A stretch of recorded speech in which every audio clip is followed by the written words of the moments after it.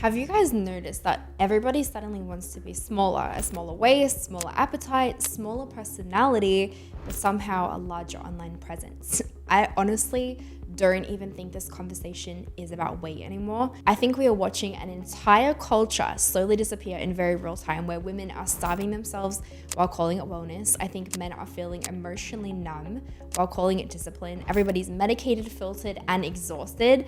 And somehow all of us are pretending that this is progress. We basically spent years talking about self-love and authenticity, and then suddenly this beauty standard became looking medically unwell. And maybe the craziest part is that the internet is rewarding it. So today we're going to dive in deep. We're going to talk about Ozempic culture, celebrity culture, social media, beauty standards, and what this obsession with disappearing actually says about society, because I think there is something much deeper happening here. So let's go on the record. And if you're somebody who's tired of surface level conversations and you actually want deeper discussions about culture, faith, media, and the world that we're living in, make sure you subscribe. Join the family. We have new deep dives coming every single Wednesday and Saturday.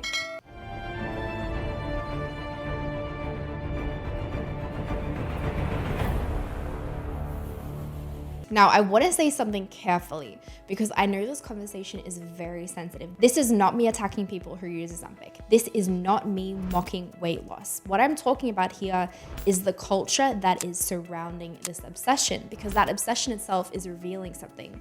Now, a few years ago, the internet was obsessed with the BBL culture, and then suddenly everybody dissolved their filler, and now everybody's wanting to look hyper thin again. And these trends don't happen naturally. They happen because industries profit from female insecurity. We've talked about this on the show before. Now, the beauty industry doesn't just make money when women feel secure, it makes it when they feel one trend away from finally being like they are enough. Now, what concerns me the most is how quickly society normalizes the extremes. One day people are saying, love yourself exactly as you are, and then the next day, those same people are praising celebrities for looking physically depleted. Now, if you point it out, suddenly you are the problem in the room. So I saw this headline the other day. It was going around, you probably saw it, and it was about Demi Moore's toned arms. Now, I remember seeing it and I just remember saying, wait, what? This is what we're celebrating now. This is what we're saying is toned. Like, this is some version of highly aspirational. Now, before anybody twists this conversation, this is not me attacking Demi Moore. This is really about the fact that society sees somebody who is clearly looking extremely thin, and they immediately label it as success or discipline or beauty or status. And honestly, I think that says a lot about where culture is mentally at right now. It feels almost like culture is rewarding looking depleted. And the very craziest part in this is that the internet has turned it into entertainment. But nobody is stopping to ask, why are we becoming so obsessed with disappearing? Because I don't think this is about health anymore. I think it's about control. I think a lot of people, many of us, are feeling overwhelmed, anxious, uncertain, really disconnected, and then controlling the body becomes one of the only things that really feels manageable. And then we've got social media who is amplifying it. Then we've got the algorithm who is rewarding the extremes. You know, the thinner the transformation, the more clicks, all of the things, you get it. The more shocking the before and after, it will get more engagement. And then we've got millions of women who are sitting at home and they're wondering why they hate themselves. And honestly, I want to say something really personal here. Very vulnerable, guys. I have been on the internet in front of a camera for 7 years. I grew up as an athlete, and I am somebody who very much understands the pressure of appearance, of understanding wanting to feel confident in my own body. And honestly, I also understand how quickly that can become unhealthy. I understand obsession. I understand constantly thinking about food and constantly thinking about how you look on camera. And there was this point in my life where I really genuinely struggled with that. So this conversation is not coming from a place of judgment.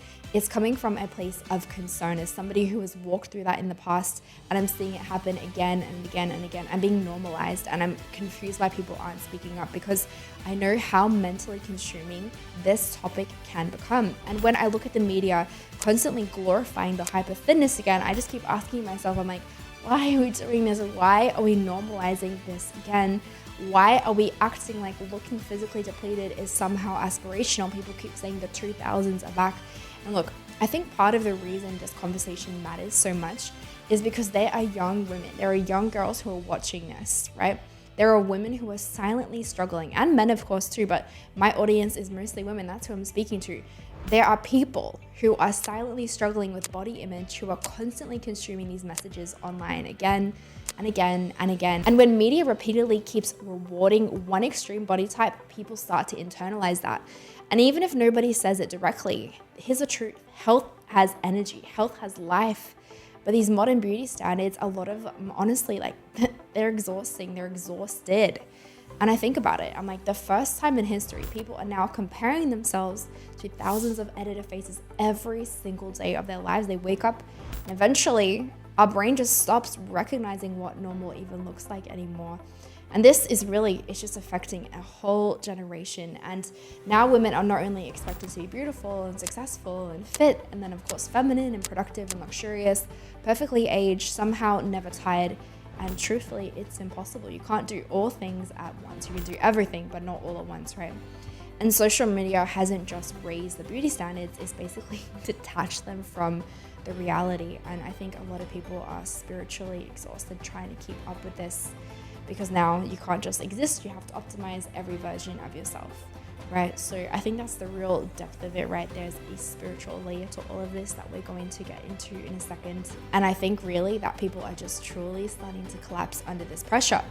Now, speaking of health and not collapsing, one thing that I've become really intentional about for the last over a year now is actually understanding what's happening inside of my body instead of what I just look like on the outside. And one of the reasons I've partnered with Growgevity, you've heard me talk about them on the show before, and what I really appreciate about them is they are not just pushing random wellness trends or internet hype.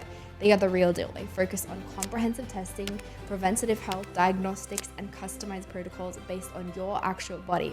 And a couple of months ago, I sat down with the CEO, Nate. He was here on the show. And one thing that really stood out to me was this idea that real health should actually help you feel more alive, to feel better, not less human, because there's really this huge difference between healing your body and obsessively trying to control it. And I think today, people don't know the difference anymore. So if you're interested in understanding your body better, trying to take a more intentional approach to health, I have Growgevity linked in the description below. You can use my code Robbi for a discount.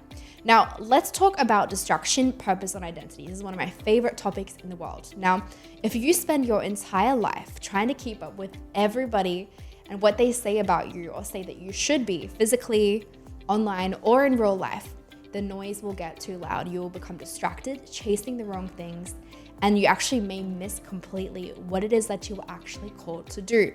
And that's the part of all of this that actually matters, because every single person, every one of us has a unique calling. We have unique gifts. We have different strengths. We have different assignments. We have different testimonies and stories. We have a destiny that we've been commissioned for. And if we spend all of our time obsessing over these very superficial things, we can completely lose sight of that. And I think that's what's happening. And if I'm being really honest, I think distraction is one of the biggest spiritual battles of our generation, because the enemy doesn't always need to destroy your purpose and your calling. Sometimes he just needs to distract you from it or have you use it for the wrong kingdom. And look, I think social media has become one of the biggest tools, but it's also become one of the greatest distraction machines that we've ever seen. Because if the world can keep you insecure enough or busy enough, comparing enough, exhausted enough, then you'll never actually fully step into who it is that you were created to be. You're going to stay consumed with appearances instead of your assignment. And I think a lot of people are deeply called, but we are so chronically distracted. People are spending years trying to become desirable to strangers online instead of becoming disciplined and grounded and wise and faithful and emotionally healthy and aligned with what they're actually called to do. And you may be sitting there, you're like, Robbi, this is rich coming from you. Literally someone who's been an influencer for 7 years, posting all this stuff, growing your audience, becoming desirable to people on the internet. Well, here's the thing. I'm like, at the end of the day, I'm sitting here to tell you, I'm like, nothing brings you lasting peace if you're not walking in your calling. And I have made a major shift online about 2 years ago. And if you've been following along, you've probably seen that shift. That's a big part of where this show was born out of. And the scary part in all of this, and I can say this from experience, is that culture, it rewards vanity, it rewards distraction, but purpose requires a different level of depth. It requires stillness, it requires discipline, it requires obedience, sacrifice, character, time with God, and it definitely requires a new layer of wisdom. And here's the thing, those things are so much harder to build because nobody is going to be clapping for them immediately because they're not visible. So let's go off the record here for a second. And we've said it before, people are tired, and beneath all of that, a generation is desperately trying to feel like they're enough, but becoming less and less and less will never heal what's happening internally. So I think the answer is not in becoming smaller. The answer is actually in becoming whole again. And the way that we become whole is by knowing who it is that we are, not who culture says that we are, or trends, or family, or friends, social media, but who it is that God says that we are. And if your identity is rooted in others' opinion, you will spend your entire life exhausted trying to keep up. Trust me, I have done it. And I know this, trends constantly change, culture changes constantly, people's opinions are fickle. And at the end of the day, our worth is not dictated by what it is that we look like on the outside, it is dictated by the condition of our heart. And I think in a world completely obsessed with appearance, we need to become more obsessed with our character, more obsessed with integrity, more obsessed with wisdom and chasing peace, and more obsessed with who we are becoming internally. Because beauty without character, let me tell you, it will eventually collapse. And I want to say this very carefully. Taking care of ourselves matters. We are called to steward our bodies well. Our bodies are temples. So this is not me saying beauty, body weight, all of those things don't matter, because I do believe that it does. But there is a difference between stewarding our body and obsessing over it. And there's a very real difference between discipline and between self-hatred. And I honestly think culture has blurred those lines to such an incredible degree. And my advice in all of this is we have to keep renewing our minds. And I know that sounds crazy, but we have to keep going back to the word and be like, all right, God, what do you say about me? Because the world has never been louder. It's like you open your phone, it's like the first thing you see is people's opinions and all of the things moving, right? Labels, algorithms, people constantly telling who it is that you are. And we talked about this in other episodes, and we discussed labels. And here's the thing, it is so easy to internalize what other people say about us that sometimes we don't even realize, to wear labels that were never ours to carry, and to build these whole identities around insecurity or comparison or trends or wounds and public opinion. But when you renew your mind consistently, you start to learn discernment, and you learn which thoughts to take captive and which ones to reject, all right? And which ones to actually take and run with, which thoughts align with the truth, and which thoughts are slowly stealing your peace. And look, I really believe that as we learn balance, we reconnect with God, because we learn how to manage our stress better and to slow down. And a lot of these things start to kind of naturally equalize. And the truth is this, and this is just my opinion, but I really think that one of the most rebellious things that we can do in this culture that is so obsessed with self-erasure is to become fully who it is that God has created and purposed you to be.